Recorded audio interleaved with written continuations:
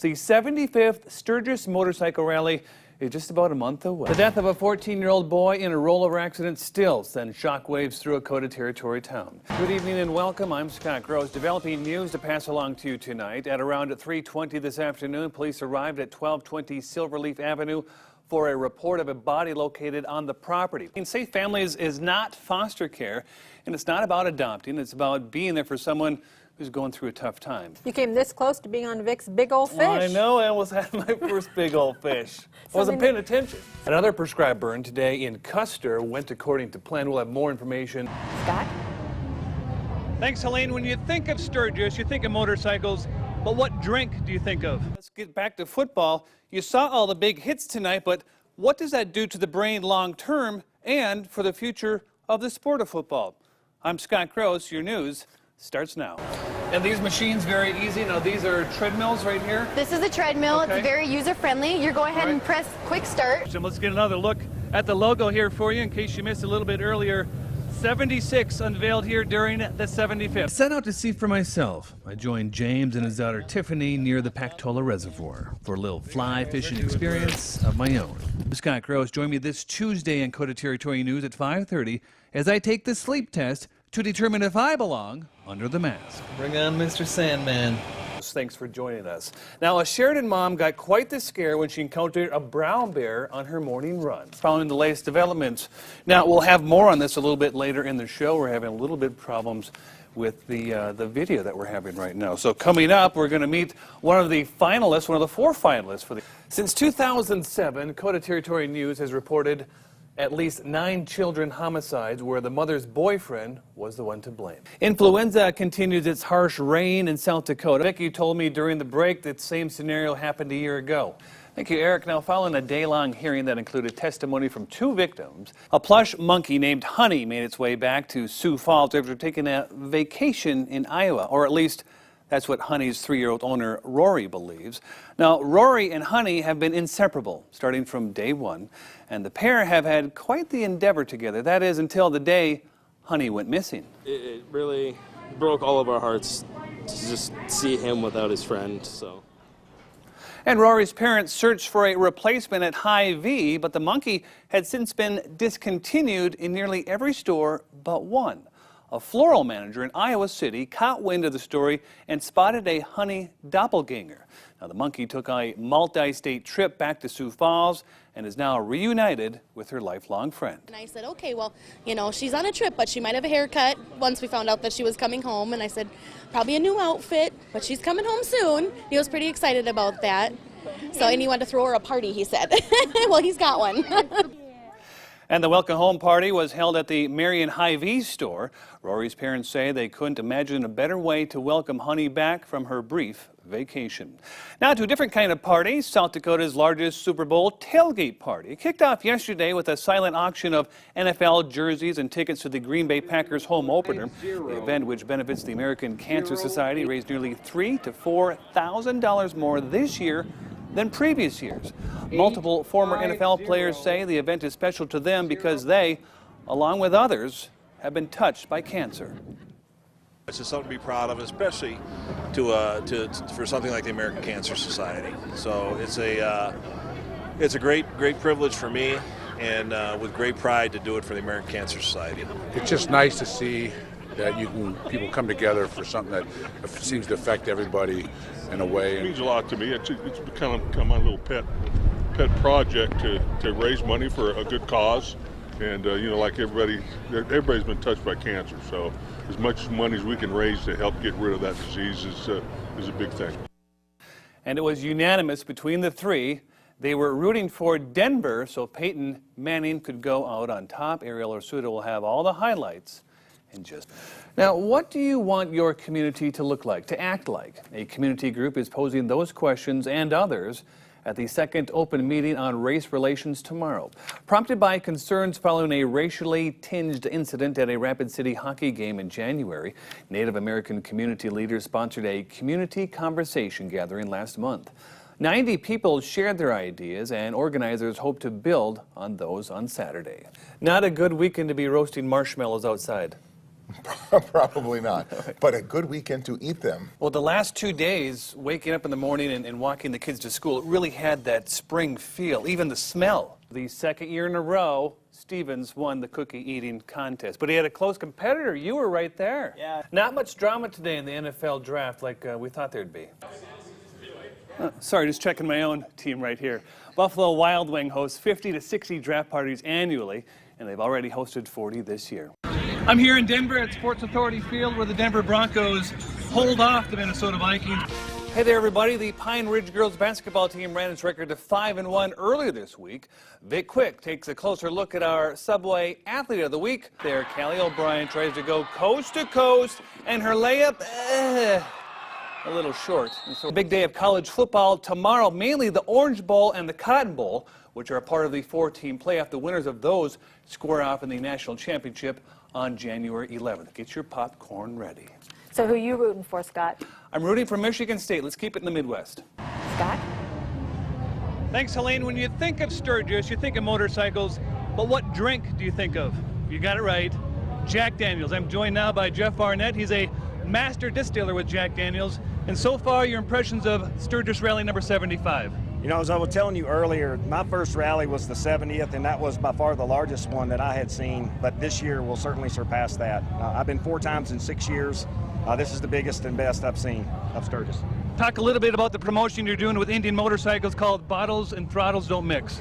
You know, I think one of the things that we want to do as a company is always be responsible when we promote our brands. We recognize that when you're riding a motorcycle, you really don't need to be drinking. If you're drinking, you know, just don't mix the two. But you know, we're classic American brands. We've been around a long time. We want to continue to be, and the only way we can do that is responsibly promote the products that we have. So we're here with Indian doing what we call the Great American Block Party. So we're hoping everybody will come and see us. We're at 2nd and LaSalle in downtown Sturgis. And we're right in the middle of it. This is called the virtual tour. Can you talk a little bit about what it is real quickly? This is meant to be a teaser. You know, we give free tours in Lynchburg, Tennessee 360 days a year. But if people would like to see what it would feel like to tour Lynchburg, we have a small mobile tour that shows you all the elements of how Jack Daniels is made, from grains and water all the way through charcoal mellowing and being put in a barrel. Got plenty of barrels here as well. Well, Jeff, thank you for the time. Yeah, you also got to come down here and check out the barrels. You got to check out the smell in these things. They make their own. Helene will send it back to you. Mike, Helene, Safe Families is not foster care, and it's not about adopting. It's about being there for someone who's going through a tough time. In a Coda News Extra, You Cry, I take you inside of the home of one of these amazing families. We want to see her do well, and she needs her mom to do well. This is baby Hayden and her quite unusual tale. It actually starts where a lot of stories end. I was helping with a funeral. Mickey Pazanka was volunteering for her church. I laughed because I said I have a disease called You Cry, I Cry. That's how I ended up in the kitchen, because I didn't want to be like the woman nobody knew who cried at the funeral the whole time. But it was there that the pastor's wife told Mickey about the Safe Families program and a little girl who needed a home. And so I remember leaving the church going, she is crazy. She know we have 6 kids. I'm like, there's no way, but it kept playing in my mind. Like a broken record playing over and over in her head, Mickey just could not shake the thought, and after some more prayers, she approached her husband Mike with this radical idea. There's a woman who's in prison who is about to give birth within about a month, and there's no one to take her baby. And then we decided we needed to talk to our kids about it and see where their thoughts were, and you know, if this is something that they would want to do. And I was extremely proud and moved because every one of them said, Mom, we have to help her. But even that wasn't enough to cement the decision until I get to church, and that's the weekend that Pastor David announced that we were starting a prison ministry. That was it. I left. I called Mike about it, and he goes, "We're getting a baby, huh?" I was like, "Yep." It was a yes. There wasn't any question. We're crazy, but we're good crazy, and we could bring her some peace of mind. Now it was a race against time as the baby needed a home 30 days after its birth in prison, or else on day 31. If it wasn't for us in Safe Families, she was in that place where she had no one. There was no one else that would come and take her baby, so she would have lost her baby. And then one by one, miracles started to fall into place. I called Christy Nome's office, and they were amazing. just Just little miracles like that through the whole process. I posted on Facebook that we were going to be part of this program called Safe Families, and that we were going to be taking in a newborn, and we need everything. Just packages started showing up at the front door. I mean, it was amazing. Everything and anything. And what was thought to be a short-term stay now has surpassed 15 months. So how do you not get attached? If you as a parent were in a crisis, and I mean you're in the worst crisis of your life that you can't care for your kids, you're worried about their safety or well-being, would you want somebody that wouldn't get attached? You're the exact person these parents or these kids need. They need somebody to be able to love them. The kids are going through a crisis too. Their parents aren't around right now. So you're exactly who needs to step up is somebody. I wouldn't want somebody that doesn't get attached. Now, an update on the situation. Hayden's mother received parole in January. Now, she'll be in the Rapid City Passages program for the next 6 months, and if all goes well, she will be reunited fully with Hayden this summer. Here we go. Studies show that getting less than 6 hours of sleep each night increases many medical risks, and getting bad sleep is just as dangerous as not getting enough. I'm Scott Gross. Join me this Tuesday in Coda Territory News at 5:30 as I take the sleep test to determine if I belong under the mask. Bring on Mr. Sandman. Get them deep and make them weep. James Carpenter has been casting his line in the creeks of the Black Hills since 1990. Yeah, my mom was the big fisherman in the family. She grew up on the Delta area up in Sacramento, so she was a big striper fisherman and catfish. And I tried to get her converted over. While he may not have converted the person who introduced him to fishing, he certainly has taken his passion to the extreme. You know, I'm pretty tenacious. It's an obsession, like I said, and so I've spent one day. I spent up below Pactola. There was one fish rising, and I honestly spent 2 hours. Everything in this box trying to get, but I finally got him. And his best day fishing in the Black Hills? Well, you remember the blizzard in October 2013, don't you? Right when that blizzard was coming in, my wife said, you got a screw loose. There's something wrong with you. But I had above Canyon Lake that day. Because down in the valley there, I think the winds were like 70 miles an hour, but it was one of my best days fishing. I think I caught like 7 fish, and then none of them were under like 19 inches. Okay, that's a little unorthodox, but not quite obsessive. Not until you hear how many days a year James is out fly fishing. Fortunately, with my job, that gives me ability to fish 205 plus days a year. So this has become more than a passion, it's more of an obsession. I set out to see for myself. I joined James and his daughter Tiffany near the Pactola Reservoir for a little fly fishing experience of my own. He just loves to help people. A lot of times I'll be fishing and I'll look downstream and there he is talking to somebody. And he'll sometimes spend more time talking to somebody and pulling things out of his box to give to somebody than he does fishing sometimes.